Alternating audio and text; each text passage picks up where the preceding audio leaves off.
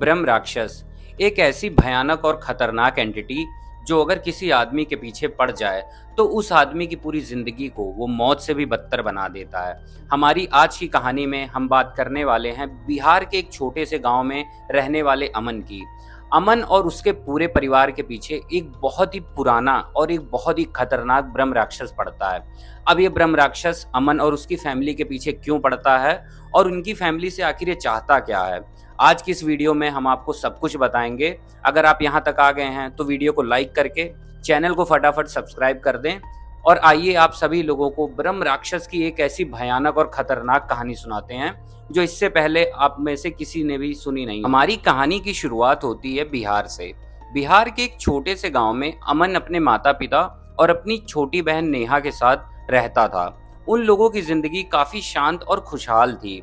जो अमन थे उसके जो पिता थे वो किसान थे, उनके कई सारे खेत थे तो वो खेतों में काम किया करते थे। और जो अमन था अपने पिता की हेल्प करने के लिए देर रात वो भी अपने पिता के साथ खेतों में काम करता था।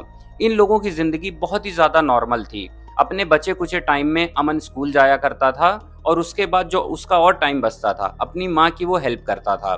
तो इस तरह इन लोगों की जिंदगी बहुत नॉर्मल चल रही थी। तो ऐसे ही एक रात जो अमन था वो अपने पिताजी के साथ खेतों में काम करने के लिए गया था। तो उसके पिता जो थे वो शाम को जल्दी वापस आ जाते हैं अपने घर। और जो अमन था वो खेतों में देर रात तक काम कर रहा था। फिर कम से कम रात के 9:30 या 10 बज जाते हैं। अब अमन अपने घर के लिए निकलता है धीरे धीरे। तो जो उसके खेत थे और जो उसका घर था उसकी दूरी ज्यादा नहीं थी, वो पैदल चल के जा रहा था। अब मैं आपको थोड़ा सा यहाँ पर बताना चाहता हूँ कि उस रास्ते में एक बहुत ही पुराना पीपल का पेड़ पड़ता था। तो धीरे धीरे चलते हुए अमन अब उस पीपल के पेड़ के पास जैसे पहुंचा ही था तो उसे एक अजीब सी आवाज आती है किसी के रोने या चीखने की। तो पहले जब अमन ये आवाज सुनता है तो वो शॉक हो जाता है कि आखिर रात के 10 बजे इतनी भयानक आवाज आ कहां से रही है। फिर अमन चारों तरफ रात के अंधेरे में देखने की कोशिश करता है कि ये आवाज आई कहां से। जब वो चारों तरफ देखता है तो बहुत ही भयानक अंधेरा था, उसे कुछ भी दिखाई नहीं पड़ता। फिर वो पेड़ के पास सोचता है कि मैं जाऊं और देखूं आखिर है कौन। तो जब अमन थोड़ा सा चल के उस पेड़ के पास पहुंचता है तो उसे कुछ दिखाई तो नहीं पड़ता, लेकिन अब अमन को एक अजीब सी सड़े हुए मांस की बदबू आ रही थी। तो वो समझ नहीं पाता कि आखिर ये बदबू इस पेड़ के पास आ कहां से रही है और जो मैंने चीख सुनी थी आखिर वो थी किसकी और वो है कहाँ। अब ये सारी चीजें उसके दिमाग में चल ही रही थी कि उसे एक अजीब सा मतलब ठंड सी फील होती है, उसे बहुत अजीब सा लगता है। तो वो ये समझ गया था कि इस पीपल के पेड़ के नीचे कुछ तो अजीब चीज है। तो अमन अब वहां पर बिल्कुल भी नहीं रुकता और अपने घर के लिए निकल जाता है। लेकिन अब अमन को ये नहीं पता था कि इसके बाद जो उसके साथ उसकी जिंदगी में होने वाला है वो उसकी पूरी जिंदगी को बर्बाद करके रख देगा। अब जब अमन उस रात अपने घर पहुंचता है तो पूरी रात वो बस ये सोच रहा था कि आखिर वो उस पेड़ के नीचे था क्या, क्योंकि इसे दिखाई कुछ नहीं पड़ता। सारी रात यही सोचते हुए अमन जो था वो अपनी पूरी रात गुजार देता है। अमन को उस पूरी रात नींद नहीं आती। अब अगली सुबह होती है, अमन अपने स्कूल के लिए निकल जाता है। फिर वो स्कूल से वापस आता है तो घर के कामों में हाथ बटाना, अपने पिता के साथ खेतों में काम करना, वही वो अपनी पुरानी लाइफ फिर से चालू कर देता है और वो बिजी हो जाता है और वो उस रात के बारे में धीरे धीरे भूल जाता है। फिर 10 से 15 दिन बीत जाते हैं।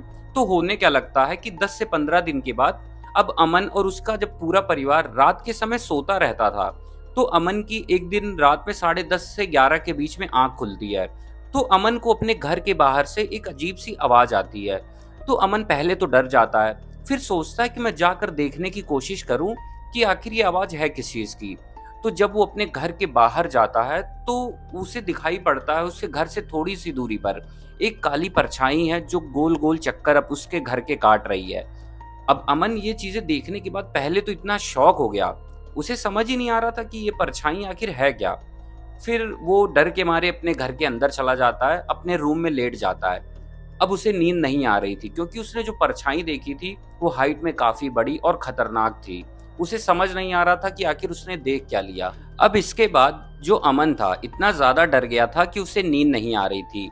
जब वो सोने की कोशिश कर रहा था तो उसे ऐसा महसूस होता कि वही परछाई अब उसके घर की खिड़कियों से गुजर रही है और संस्कृत में कुछ श्लोक पढ़ रही है, फुसफुसा रही है। अब ये अजीब सी जो आवाजें थी संस्कृत में श्लोक पढ़ने की, खिड़की पे परछाई दिखाने की, अमन को पूरी रात ये सारी चीजें दिखती और सुनाई पड़ती रही, और उस रात अमन इतना ज्यादा डर गया कि वो पूरी रात सो नहीं पाया और किसी न किसी तरीके उसने बस रात गुजारी। अब अमन के साथ जो पिछली रात हुआ था, सुबह हो जाती है। वो अपने घर में ना अपने माता को ना अपने पिता को, किसी को भी उस रात के बारे में नहीं बताता है और बहुत डरा डरा सा रहने लगा। फिर 1 या 2 दिन और बीत जाते हैं। अमन अब बहुत गुमसुम रहने लगा। वो ज़्यादा अपने घर में, अपनी फैमिली में किसी से बात नहीं करता था। अब उसके बाद होता क्या है, 2 दिन बीत जाते हैं और एक शाम का वक्त था जब उसके पिता खेतों में काम करने के लिए गए थे। वो खेतों से काम करके देर रात घर के लिए लौट रहे थे और रास्ते में वही पीपल का पेड़ पड़ता था। अब वो खेतों से तो निकले थे घर आने के लिए, लेकिन उस रात वो घर पहुंचते ही नहीं है।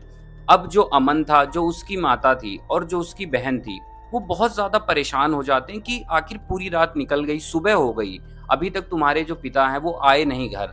अब ये सारी चीज़ें होने के बाद जो अमन था वो बहुत ज़्यादा डर गया। अब अमन और उसकी माँ इतना ज़्यादा डर चुके थे कि वो अमन के पिता की तलाश करना शुरू कर देते हैं। तो सबसे पहले वो खेतों में जाकर देखते हैं तो उसके पिता वहाँ पर नहीं थे। उसके बाद ये लोग अपने घर के आसपास ढूंढना चालू करते हैं। तो वहां पर एक कुआं था। तो ये लोग सोचते हैं कि क्या पता रात के अंधेरे में अमन के पिताजी कुएं में ना गिर गए हों। तो वो लोग उस कुएं में झांकते हैं तो उन्हें उस कुएं में अमन के पिता की जो बॉडी थी वो दिखाई पड़ती है। अब ये देखने के बाद अमन बहुत ही ज्यादा अंदर से डर जाता है कि आखिर मेरे पिताजी इस कुएं में गिर कैसे गए। किसी न किसी तरीके गांव वालों की मदद से अमन ने अपने पिताजी का जो पूरा शरीर था उसे कुएं से बाहर निकाला। तो उनके जो पिता का शरीर था वो देखने से पता चल रहा था कि उनकी जो आंखें हैं वो एकदम खुली और फटी की फटी थी। उनके चेहरे पर एक अजीब सा डर था और उनके पूरे शरीर पे किसी जानवर के बड़े नाखूनों के बहुत ही भयानक निशान थे। लेकिन देखकर ये भी साफ पता चल रहा था कि ऐसे जो निशान है नाखूनों के, ये किसी जानवर के हो भी नहीं सकते। तो बहुत ही ज्यादा कंफ्यूजिंग था अमन के लिए कि आखिर उसके पिता की जो जान है वो ली किसने। अब अमन की माँ, अमन और पूरे गांव वालों ने मिलकर अमन के पिता के शरीर को जला दिया। जो क्रियाएं होती हैं सब कुछ कर दिया। लेकिन अब इस वक्त तक अमन और उसकी माँ एकदम सदमे में थे कि आखिर उनको हुआ क्या था, क्योंकि मौत का जो कारण था वो पता ही नहीं चल रहा था कि आखिर अमन के पिता की जान गई कैसे। अब ये सभी लोग पूरी तरीके से सदमे में चले गए। अब धीरे धीरे 2 दिन, 4 दिन, 6 दिन बीते। तो अब एक ऐसी घटना हुई जो अमन और उसकी माँ को पूरी तरीके से तोड़ कर रख देती है। होता क्या है कि जो अमन की छोटी बहन नेहा थी वो सुबह स्कूल पढ़ने के लिए जा रही थी, लेकिन वो स्कूल जाती है लेकिन स्कूल पहुंचती ही नहीं। अब शाम के समय जब छुट्टी होती है स्कूल की, तो जब वो घर नहीं पहुंचती तो अमन बहुत ही परेशान हो जाता है। वो स्कूल जाता है पता करने के लिए। तो वहां पर टीचर्स बताते हैं कि जो उसकी बहन नेहा है वो आज स्कूल आई ही नहीं। अब जब अमन ये चीज सुनते हैं तो अमन के मतलब पैरों तले जमीन खिसक जाती है कि आखिर सुबह ही तो उसने और उसकी माँ ने उसकी छोटी बहन को स्कूल भेजा और आप लोग कह रहे हैं कि वो स्कूल आई ही नहीं। अब अमन और उसकी माँ ने उसकी छोटी बहन नेहा को ढूंढने की बहुत कोशिश करी, पुलिस में जाकर कंप्लेन भी करी। 2-3 दिन गुजर गए ढूंढते हुए। गांव वाले भी नेहा को ढूंढने में मदद कर रहे थे, लेकिन नेहा का नामो निशान नहीं मिलता। फिर 3 दिन बाद होता क्या है कि गांव का एक आदमी भागा भागा अमन के घर आता है और अमन से कहता है कि जो तुम्हारी बहन है मैंने उसे वहां पर देखा। अमन अपनी माँ के साथ दौड़ता हुआ उस जगह पर जाता है। तो गांव के बाहर एक शमशान घाट था। वहां पर जो उसकी बहन नेहा थी उसकी जो पूरी हालत थी मैं आप सभी लोगों को बता नहीं सकता, लेकिन उसकी जान निकल गई थी और वो शमशान घाट के एकदम अंदर बीचों बीच पड़ी हुई थी। अब ये देखने के बाद पहले पिता चले गए, उसके बाद छोटी बहन जो अमन था और जो उसकी माँ थी एकदम सदमे में चले गए। उन्हें समझ नहीं आ रहा था कि आखिर उनकी फैमिली के साथ ये सारी चीजें हो क्यों रही हैं।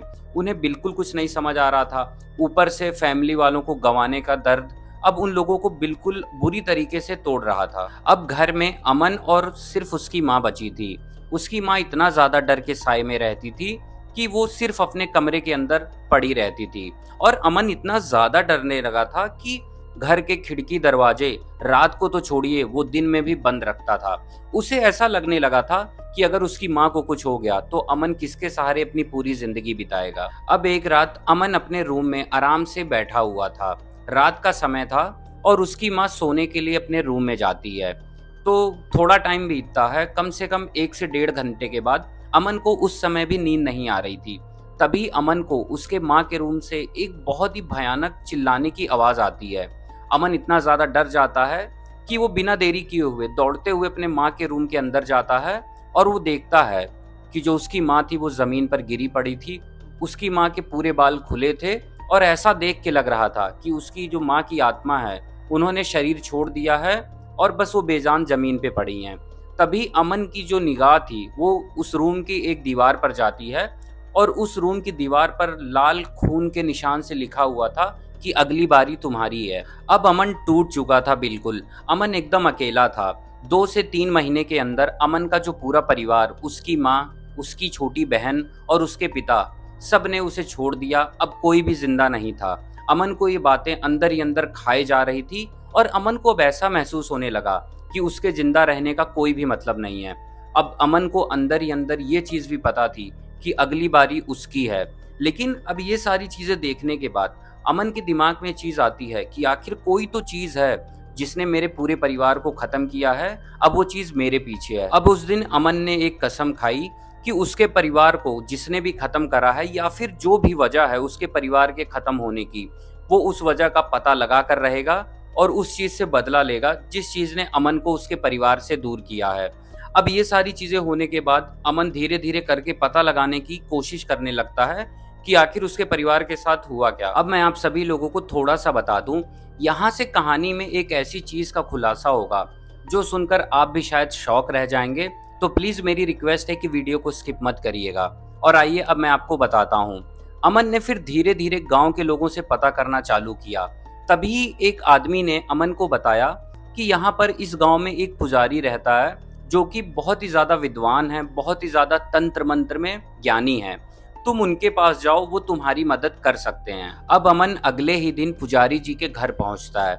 पुजारी जी के घर पहुंचने के बाद जब पुजारी सामने खड़े थे, उन्होंने अमन को अपने पास बुलाया और पूछते हैं कि बेटा आखिर हुआ क्या है। तभी अमन उनके सामने फूट फूट कर रोने लगता है और अमन ने अपनी पूरी आप बीती पुजारी जी को बताई। अमन बताता है कि कैसे एक एक करके पहले उसके पिता, फिर उसकी छोटी बहन, फिर उसकी जो माँ थी, सब उसे छोड़कर चले गए। वो बहुत ही ज्यादा दर्द में है और वो ये जानना चाहता है कि आखिर किसने ये सब किया है।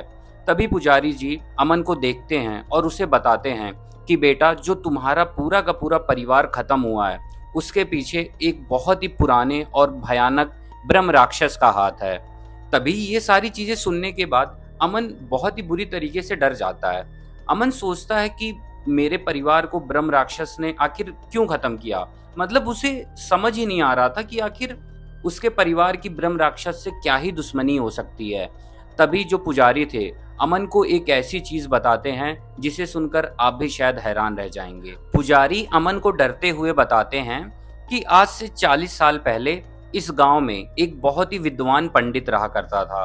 वो बहुत ही ज्यादा विद्वान और बहुत ही तंत्र वंत्र से लेकर हर चीजों में बहुत ही निपुण था। लेकिन उसने अपनी तंत्र विद्या और अपनी शक्तियों का गलत चीजों में इस्तेमाल करना शुरू कर दिया। उसने एक मासूम से छोटे बच्चे की बलि देने की कोशिश करी। तभी गांव वालों ने उस पंडित को पकड़ लिया और उसे उसी पीपल के पेड़ से फांसी देकर उसकी जान ले ली। और मरते वक्त उस पंडित ने इस गांव को श्राप दिया कि वो किसी को भी नहीं छोड़ेगा और अपनी मौत का बदला लेगा। अब ये सारी चीजें सुनने के बाद अमन बहुत ही ज्यादा परेशान फिर हैरान भी होता है। वो पुजारी से पूछता है कि आखिर उस आदमी को तो पूरे गांव वालों ने मिलकर फांसी पे चढ़ाया था, तो आखिर मेरे परिवार के साथ ही ऐसा क्यों, मतलब हुआ क्यों। तो पुजारी बताते हैं कि उस आदमी को फांसी पर चढ़ाने के लिए जो मुखिया थे उन्होंने फैसला दिया था और वो जो मुखिया थे वो कोई और नहीं बल्कि तुम्हारे दादाजी थे। और उस ब्रह्म राक्षस की दुश्मनी तुम्हारे पूरे परिवार से और तुम्हारी पूरी आने वाली पीढ़ी से है। तभी एक एक करके उसने तुम्हारे पूरे परिवार को खत्म कर दिया और उस परिवार का अब आखिरी आदमी सिर्फ और सिर्फ तुम बचे हो। अब तुम्हारी भी जिंदगी खतरे में है और वो तुम्हें भी नहीं छोड़ेगा। तो जब ये बातें अमन सुनता है, पहले तो ये सुनने के बाद इतना ज्यादा हैरान रह जाता है, फिर थोड़ा सा डरता भी है। लेकिन वो ये सोचता है कि उसने मेरे परिवार के सभी लोगों को खत्म कर दिया, अब आखिरी में मैं ही बचाऊं, मुझे कुछ ना कुछ करके उसे रोकना होगा। अब अमन के पास कोई दूसरा रास्ता नहीं था, तो अमन अगली ही रात उस बरगद के पेड़ के नीचे पहुंचता है। जब अमन उस बरगद के पेड़ के नीचे खड़ा था, तभी हवाएं बहुत जोर से चलने लगी और उस पेड़ की जो टहनियां थी मानो कोई मरोड़ रहा हो, और बहुत ही अजीबोगरीब आवाजें आने लगी। अमन अंदर से थोड़ा बहुत डर रहा था, लेकिन वो वहां से भागा नहीं। तभी थोड़ी देर बाद उसके सामने वो ब्रह्म राक्षस प्रकट होता है। 8 फुट लंबा, देखने में ऐसा लग रहा था कि जैसे उसका पूरा शरीर जल चुका है और उसकी आंखों में आग जल रही है।